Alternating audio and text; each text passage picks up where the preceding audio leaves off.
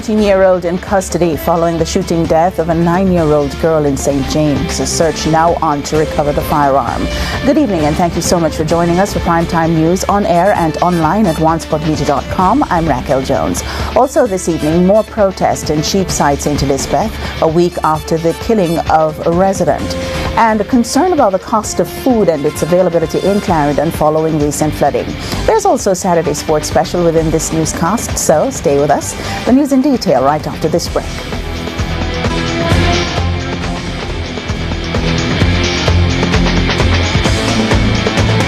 And a special welcome to our viewers on air and online at onesportmedia.com. A reminder as well that you can download our One Sport Media app in the Google Play Store or the App Store. That's the number 1 followed by the words Spot Media.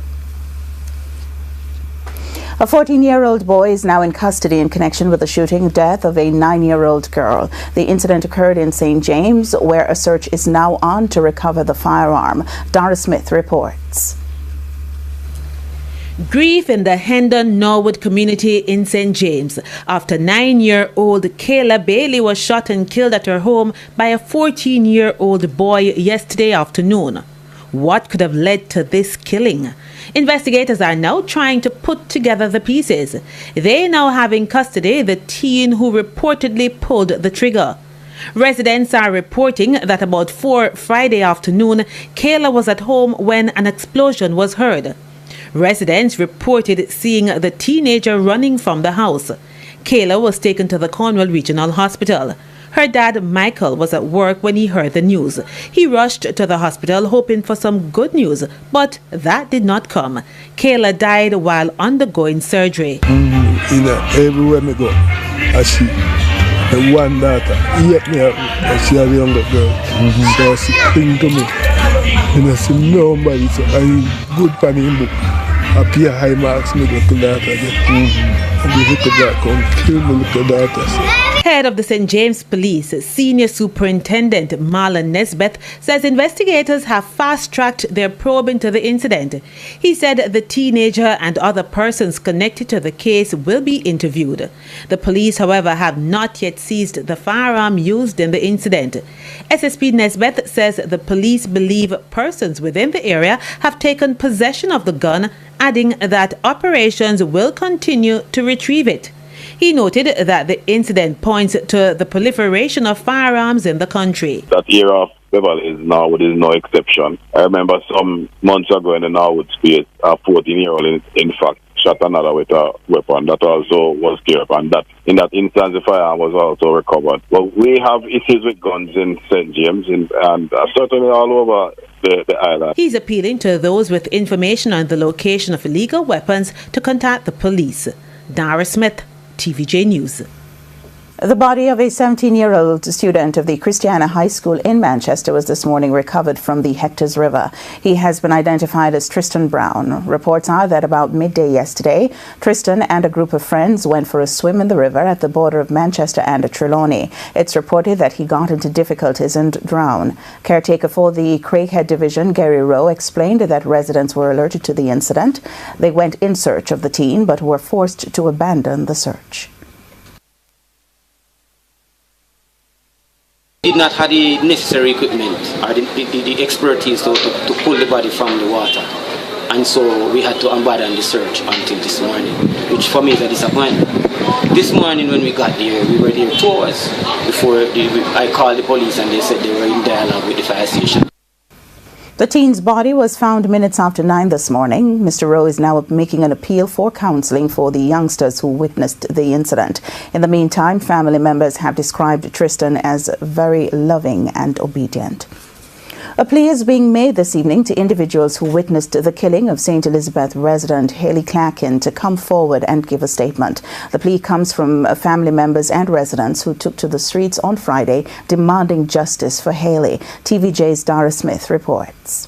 It was a march which began at the Junction Police Station in St. Elizabeth to the area in the Cheapside community where 38-year-old Haley Clacken, a trained journalist and teacher, was killed. A march demanding justice for Haley, a man residents have described as an angel, a man who, however, suffered from bipolar disorder. Haley was reportedly killed after members of an armored vehicle discovered him on top of the vehicle. Oh, a one man for rap brings, and an army a man rap brings, and it's a man when I have no sense, one man. And that's the question many, including political representatives, want answered. Why would you kill an unarmed man who had no intention to hurt you?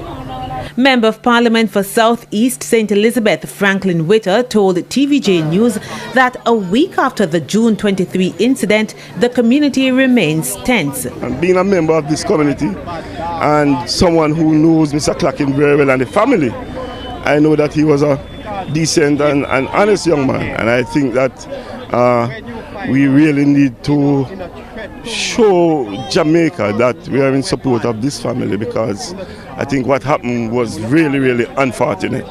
For the Region 5 chairman of the People's National Party, Michael Phillips, Haley's killing has brought into sharp focus how people with various illnesses are treated. Mental illness, other illnesses, it's how we treat each other as Jamaicans, and hope that the police and the justice system will move swiftly on this. But this is one that all of us as Jamaicans need to give solidarity to the family and to the wider community. Psychiatrist Dawn Garvey, who was treating Haley, noted that bipolar disease is very often misunderstood. She believes what happened to Haley should not be allowed to continue. We should not have persons who are vulnerable being killed, and Haley is not the first, but I pray that he will be the last. There have been various eyewitnesses' accounts of what took place, so as the family and residents seek justice, a plea is being made to those who witnessed what happened to give an official statement. The way things gradually unfold, it comes like realize that we have to highlight it. We have to make it into something. And my wife is planning to launch some bipolar support group out of all of this. And it's also about letting Jamaicans become aware. And for me, I'm going to let them know that, hey, the only way to get justice is in the courts. And the only way, when you have a neighbor and anything happens to them, you have to come out and give evidence to them. If you see, you have to stand up with them, you have to go to the court or they're going to lose. Dara Smith, TVJ News. As TVJ continues a look at the flooding in the farming community of Boghole, Clarendon, this evening our reporter Krista Campbell goes to the market where there's a concern about the cost of food and its availability. A second major flood event in Boghole, Clarendon in less than 2 months wiped out what little crops some farmers had replanted since the May rains. The farmers have been left without any ready crops. The price would basically be going up. But we don't have any produce to sell at this time because the flood would affect our farming, so we wouldn't have anything to put on the market. Farmers say they lost mostly vegetable crops, for which Boghole is one of the largest supplier to the markets in Clarendon. Today we visited the Mapen market. Well, when I come to buy, I can't back all of my coconut oil back like home. I can't afford it, I can't buy it. Me are 68 years old and I first when I buy me buy tomatoes $2.50 a pound.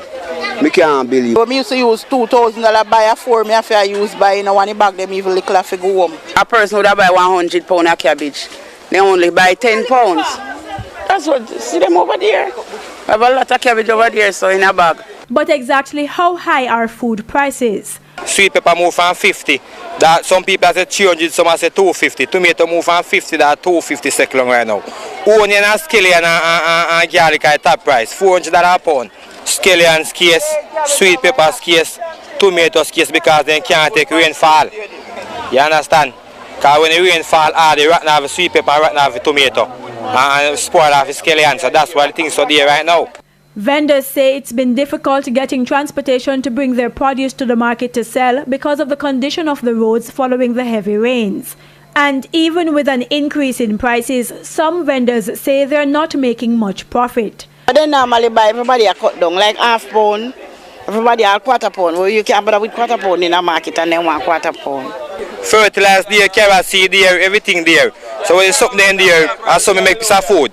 So me have to give thanks. See there $2.50 a pound. The sweet pepper, potato $300. But the people can't afford the same, but they have to work with it by half pound and quarter pound if they can't buy a pound. For some vendors, the high food prices keep some of their regular customers away. They say it's especially difficult for vendors who have back-to-school expenses to consider. So like the farmers in Boghole, vendors and even buyers are appealing to the government for some intervention that will lower food prices and address the scarcity of some ground provisions. Reporting from the Maypen Market in Clarendon, I'm Krista Campbell for TVJ News.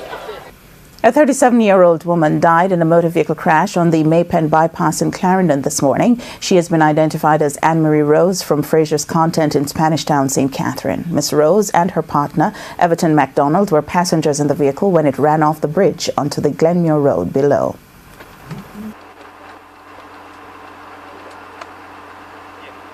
I'm not sure what somewhere after 3 going to 4, but I don't really sure what really happened.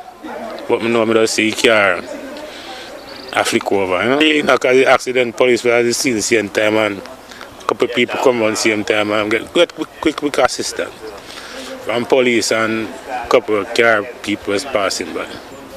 The police say Miss Rose was not wearing a seatbelt. She was rushed to hospital where she died. The female driver, who suffered minor injuries, was questioned. And the driver of a Nissan Tida motor car escaped serious injuries after he crashed along the Bustamante bypass in Clarendon, about 3 kilometers from where the fatal crash happened. The driver of the Tida said he was heading towards Maypen shortly after 5 o'clock this morning when he fell asleep. He lost control of the vehicle and it ended up in a ditch. Time now for Or Jamaica Reflections, looking at highlights of the country's 55 years of political independence. Here's Earl Moxham. In 1969, the Jamaican currency was decimalized and the new banknotes and coins with which we are familiar today came into being. It was in July 1967 that Finance Minister Edward Seaga confirmed the decision to make the changes. A simple system would certainly speed up the whole business of calculations that take place in so many aspects of our daily life. It would speed up commercial transactions, it would speed up the business of teaching arithmetic, mathematics in school programs, and would make life a lot simpler and a lot easier, having, as a result, economic benefits in the long term. He made the point that Jamaica was not alone in making this move, with an emphasis on simplicity. The decimal system would carry 100 units to a single unit, both of which are yet to be given names.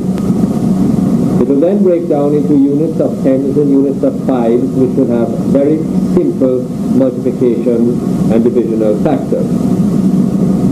The new system, therefore, must be simpler than the one which we are currently employing.做we'll hear more about this significant change in the Jamaican currency on our independence journey. Earl Moxham, TVJ News.